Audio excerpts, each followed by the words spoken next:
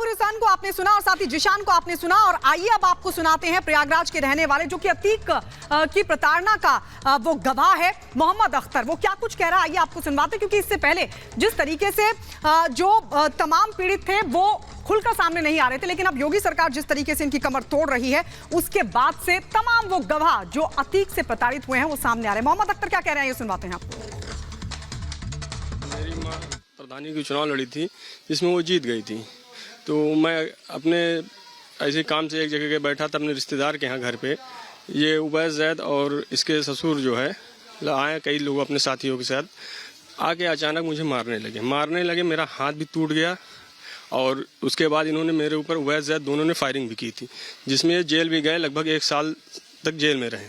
Jail से आने के बाद ये लगातार धमकी दी जा रही है, लेकिन अब इधर 2-2.5 महीने से हमारे भाइयों का हमारा घर से निकलना एकदम दुश्वार हो चुका है। हम लोग जो कैमरे की नज़र में रहते हैं हटते नहीं, कह रहे हैं कि अगर सुलह नहीं होगे, 2 करोड़ रुपया नहीं दोगे तो हम जो तुम्हें फंसा देंगे या जान से मार देंगे, तुम्हारे किसी भाइयों को पा जाएंगे, मार देंगे, जान से मार देंगे और छोड़ेंगे नहीं किसी भी।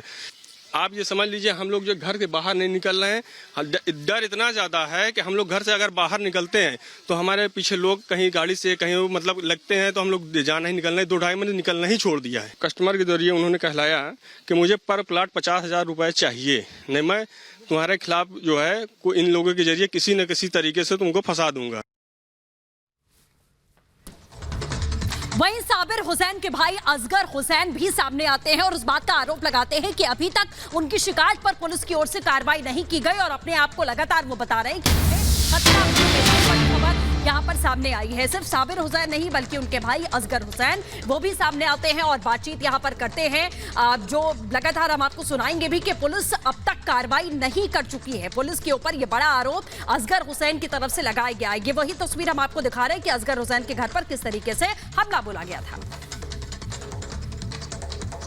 बड़े भाई भी हैं हमारे साथ बात करने के लिए। उन्होंने हमें कई फोटो दिखाए हैं इस घर के उस समय की, जिसमें गोली के निशान साफ तौर पे देख सकते हैं। क्या कहेंगे, कितनी की संख्या में थे लोग? करीब 15-16 लोग थे और गाड़ियाँ थी? 3 गाड़ी, 2 फॉर्च्यूनर थी, 1 स्कॉर्पियो थी। स्कॉर्पियो जो है लखनपुर शकील प्रधान की थी, वाइट कलर की, और उसका भाई भी था, शकील प्रधान का भाई साकिर था, जिसके नाम लाइसेंसी राइफल है। उसकी राइफल से यहाँ गोली चलाई गई है। खुद राइफल लेके वो गाड़ी में बैठा हुआ था और अगर हमारी माता जी उस वक्त बैठ न जाती तो इनके सर में गोली लग जाती। बिल्कुल। यहाँ तो अतीक एंड कंपनी का जुल्म आखिर किस तरीके से इन तमाम लोगों ने सहा है। आज रिपब्लिक भारत पर सबसे बड़ा खुलासा उसी भुक्तभोगी ने किया है। उसने बताया है कि आखिर कैसे उसे परेशान किया जाता था, कैसे उस पर जो है लगातार जुल्म अतीक एंड कंपनी यानी उसके गुर्गे लगातार ढा रहे थे। आप भी सुनिए कि आखिर कैसे अतीक एंड कंपनी का जो जुल्मों की इंतहा है वो इन तमाम लोगों पर हो रही थी।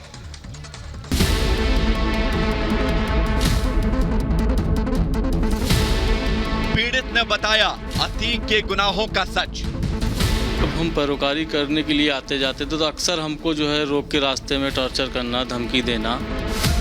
माफिया अतीक के जुल्मों की आप बीती। क्या मामला ये था कि पैरोकारी करने से मुझे रोका जाता था क्योंकि उसमें अतीक और अशरफ दोनों जो है मुलजिम थे। अतीक के नेटवर्क पर सबसे बड़ा खुलासा।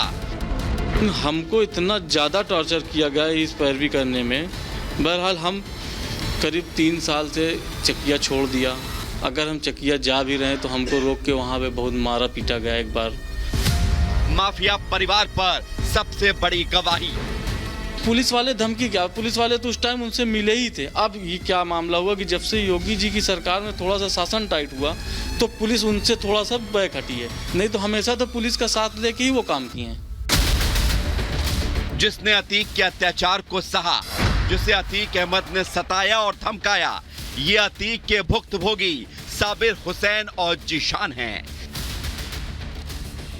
जिन्होंने डॉन अतीक अहमद के जुर्मकाल को सिर्फ देखा ही नहीं बल्कि सहा भी है। पहले प्रयागराज के प्रॉपर्टी डीलर जिशान और अब सुरजीत डबल मर्डर मामले में पैरोकार साबिर हुसैन ने रिपब्लिक भारत के कैमरे पर खुलकर माफिया अतीक के जुल्मों की आप बीती बताई है। तो जब हम पैरोकारी करने के लिए आते जाते थे तो अक्सर हमको जो है रोक के रास्ते में टॉर्चर करना, धमकी देना, तो बहुत सी सारी बातें निकल के आती थी। लेकिन हम अपने को बचा के निकल जाते थे, कभी कचहरी कोई रास्ते से जाएं, कभी किसी रास्ते से, कभी बाइक से निकलें, कभी कार से निकलें, कि मतलब हमको कचहरी पहुंचना है। और हर डेट पे हम अपना जब जाए वहाँ पे, तो उसमें क्या मामला ये था कि पैरोकारी करने से मुझे रोका जाता था, क्योंकि उसमें अतीक और अशरफ दोनों जो है मुलजिम थे। बताओ। अतीक और अशरफ दोनों मुलजिम थे कि अगर पैरोकारी उसमें चार्ज भी बना। हमारे भाइयों को क्या हुआ कि उसमें जो है पुलिस विवेचना में क्लीन चिट भी दी, फिर इन लोगों ने उसमें फिर अपना षड्यंत्र रचा रच के फिर उसमें चार्ज बना। चार्ज बनने के बाद जब गवाही शुरू हुई तो भी देखिए अभी हमारा मुकदमा फैसले पे चल ही रहा है, ट्रायल पे। उसमें अतीक अहमद अशरफ दोनों 25 सितंबर 2015 को अतीक गैंग के सक्रिय सदस्य आबिद प्रधान की चचेरी बहन अलकमा और उसके ड्राइवर सुरजीत को उनकी ही कार के अंदर गोलियों से भूनकर हत्या कर दी गई थी। साबिर हुसैन इसी डबल मर्डर मामले में पैरोकार हैं। साबिर ने बताया कि आखिर अतीक ने कैसे उन्हें पैरोकारी से पीछे हटने के लिए कई बार धमकाया। यही नहीं, अतीक के गुर्गे कई बार साबिर के घर आकर उसे धमकी दिया करते थे। मुझे बहुत टार्चर किया गया, इतना ज्यादा टार्चर किया गया कि मेरे घर वाले मुझको छोड़ दिए कि उनके खिलाफ आवाज उठाओगे तो आज मैं अपने घर वालों को छोड़ के, आज मैं 5 साल से मैं बाहर भागा फिर रहा था, अब मैं जाके थोड़ा सा स्थायित्व हुआ, लेकिन मेरे घर वाले भी मुझको छोड़े हैं कि छोड़ दो नहीं तो तुमको मरवा देगा। अभी आप देख रहे हैं हाल ही में उमेश पाल जी का मर्डर हो जाता है दिन दहाड़े खुलेआम। उसमें पुलिस क्या कर पाती है? कुछ कर रही पुलिस? 2 सिपाहियों को सरेआम गोली मार दी जाती है, क्या करेगा वो? साबिर ने माफिया के खिलाफ मौजूदा कार्रवाई पर भी बात की और बताया कि डॉन अतीक का नेटवर्क विदेशों तक फैला हुआ है। यही नहीं, साबिर के मुताबिक अभी तक अतीक की सिर्फ 10% संपत्ति ही कुर्क की गई है, क्योंकि इनकी जितनी जमीनें थी जो इनके नाम थी वो जो दोस्तीकरण में गई या कुछ सीज हो गई, कुछ पे कुर्कियाँ हो गई, तो ये जो जमीन जितनी इसकी जब्त हुई है सरकार की तरफ से, तो वो उसके अलावा अभी इनकी इतनी जमीन और इतने मकान पड़े हुए जो दूसरे के नाम है, वो अभी निकल के सामने नहीं आ रहा है कि किसके किसके नाम है। क्योंकि इनके परिवार में जितने लोगों का नाम था उसके बाद अभी कहीं इनके ड्राइवरों का नाम होगा, उनकी बीवियों का नाम होगा, कहीं काम करने वाले के नाम पे होगा। इस